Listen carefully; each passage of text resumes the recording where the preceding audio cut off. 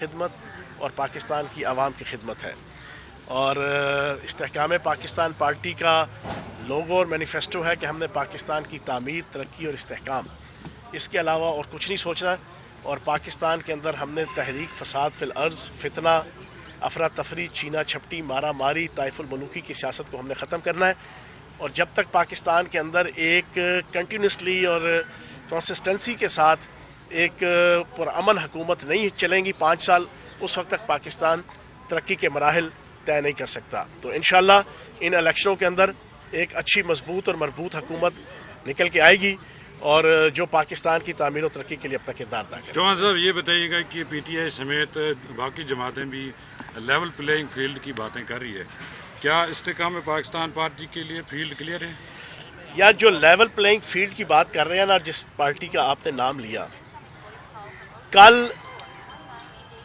6 جنوری 2021 میں، آج سے 2.5 سال پہلے امریکہ میں جناب امریکہ کے ڈونلڈ ٹرمپ جو سابق صدر ہیں، ان کی تقریروں سے متاثر ہو کر ان کے حامیوں نے کیپٹل ہلز کے جو ان کا واشنگٹن میں اسمبلی ہال ہے، پارلیمنٹ ہالز ہیں جہاں، اس پہ حملہ کیا تھا۔ کل امریکی ڈونلڈ ٹرمپ کو ان تقاریر کی پاداش میں کہ جناب ایک سیولائز معاشرے میں جہاں پہ رول آف لا ہوتا ہے، وہاں پہ ریاست سے آگے کوئی چیز نہیں ہوتی، امریکی عدالت نے نااہل قرار دے دیا۔ اب میں یہاں پر اور پاکستان کی عوام اس انتظار میں ہے کہ پاکستان کا جو ڈونلڈ ٹرمپ ہے، اس کی تقاریر سے اور ان کی پلاننگ سے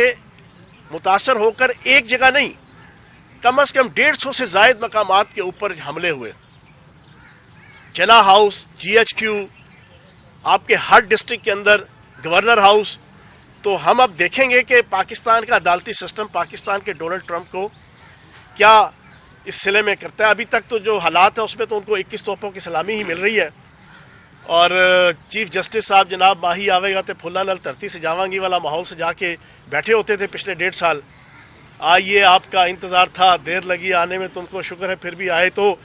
والے جناب گانے گنگنایا کرتے تھے سابق چیف جسٹس بندیال صاحب۔ اور 21 توپوں کی سلامی سے مراد یہ کہ پاکستان کے ڈونلڈ ٹرمپ عدالت جاتے ہیں، ایک دن میں 20 25 ضمانتیں لے کے آتے تھے پچھلے 1.5-2 سال سے۔ تو اگر وہ یہ کہیں کہ لیول پلینگ فیلڈ، تو پھر امریکہ جیسے سیولائز معاشرہ کے جہاں کی ہم نقل اتارتے ہیں جمہوری سسٹم کے حوالے سے، پارلیمانی سسٹم کے حوالے سے، اس نے تو کل ہمیں درس دے دیا، اس نے تو ہمیں رستہ بتا دیا، وہاں کی عدالتوں نے بھی اور وہاں کی جمہوریت نے بھی، کہ جو ریاست سے ٹکرائے گا، جو ریاست کی رٹ کو چیلنج کرے گا، جو ریاست کے اندر افراتفری پیدا کرے گا، جو ریاست کی تباہی و بربادی کی صورت میں اکانومی کو اور معیشت کو تباہ کرے گا، اس کے لیے لیول پلینگ فیلڈ نہیں ہوا کرتی ہے، اس کے لیے نااہلی ہوا کرتی ہے۔ لیکن ہماری بدقسمتی ہے پاکستان کی کہ یہاں پر اس کو جناب ایک ہیرو کے طور پہ ایسے لوگوں کو پیش کیا جاتا ہے جنہوں نے ملک اور قوم کی رٹ کو تباہ و برباد کر دیا اور ریاست کی رٹ کو تباہ و برباد کر دیا۔ اس کے باوجود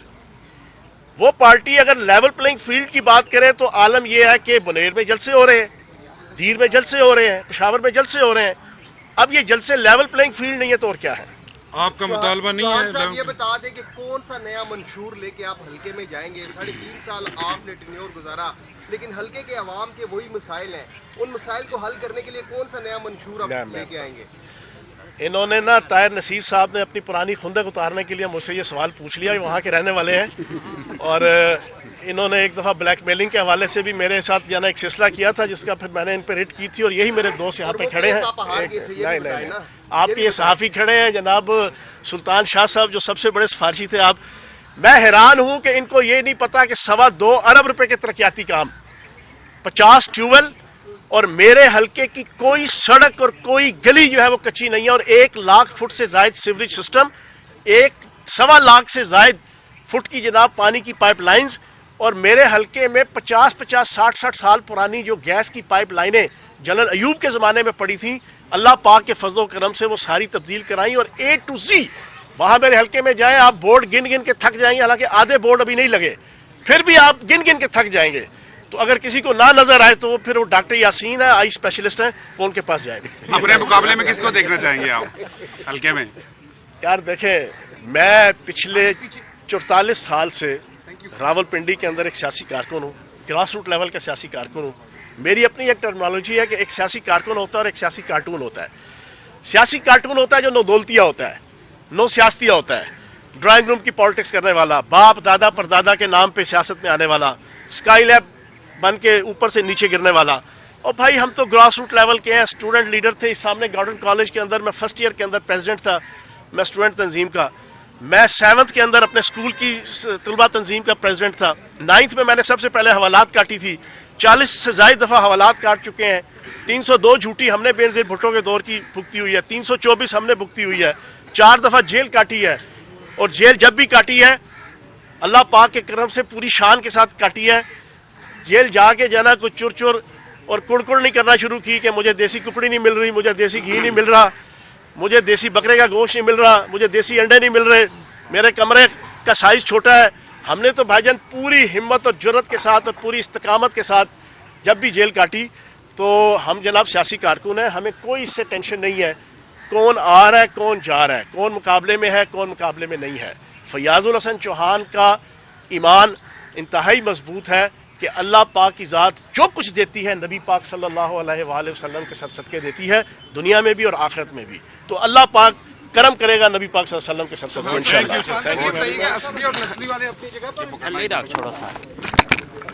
यार